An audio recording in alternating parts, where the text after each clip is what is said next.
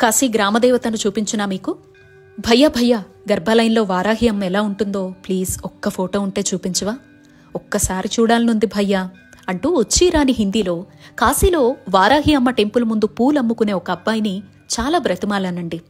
ఏం చేస్తాం, యూట్యూబర్ని కదా, అమ్మ మీద అపారమైన ప్రేమున్నదాన్ని, అమ్మ రూపం ఎలా ఉంటుందో నేను చూసేసి మీ అందరికీ చూపించేయాలి అనే తపన.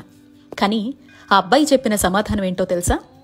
అమ్మ గుడి పక్కనే ఉన్న ఈ ఇల్లేనండి మాది, నేను 3వ తరం అబ్బాయిని, అమ్మ క్షణకాల దర్శనం తప్ప నిలువెత్తు రూపాన్ని నేనే ఎరుగను, ఇక మీకేం చూపించాలండి? మరి సోషల్ మీడియాలో హల్చల్ చేసే ఫొటోస్ ఏంటి? అవన్నీ కాశీ వారాహి అమ్మ అయితే కాదండి అని తన సమాధానం. అక్కడ ఇద్దరే ప్రధాన అర్చకులు. రోజు విడిచి రోజు జస్ట్ వెళ్ళామా, దండలు మార్చామా, వచ్చామా, శుక్రవారం అభిషేకం చేశామా, అంతే. వారు కూడా అమ్మెదురుగా నిలువలేరు.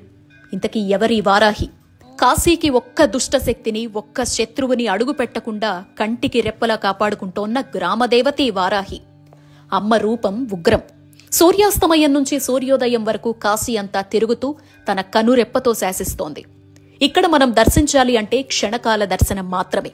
అమ్మ కిందుంటే పైనున్న నేలకొక చిన్న రంధ్రం ద్వారా కేవలం అమ్మ పాదాల దర్శనం మాత్రమే మనకు కలుగుతుంది.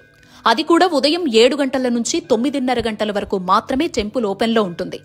వారాహి దర్శనం లేనిదే కాశీ పొలిమేర కూడా దాటరాదు అనేది శాస్త్రం. ఇక్కడ ఎలాంటి సేవలు ఉండవు. అమ్మకు పసుపు, కుంకుమ, చీర, సారే వంటివి అక్కడ కూర్చున్న పూజారి గారికిచ్చి రావచ్చు. గేట్ నెంబర్ 1 లేదా 4 నుంచి విశాలక్షమ్మ టెంపుల్కు వెళ్లే మార్గంలో రైట్ సైడ్ లో వారాహి అమ్మ టెంపుల్ కనిపిస్తుంది.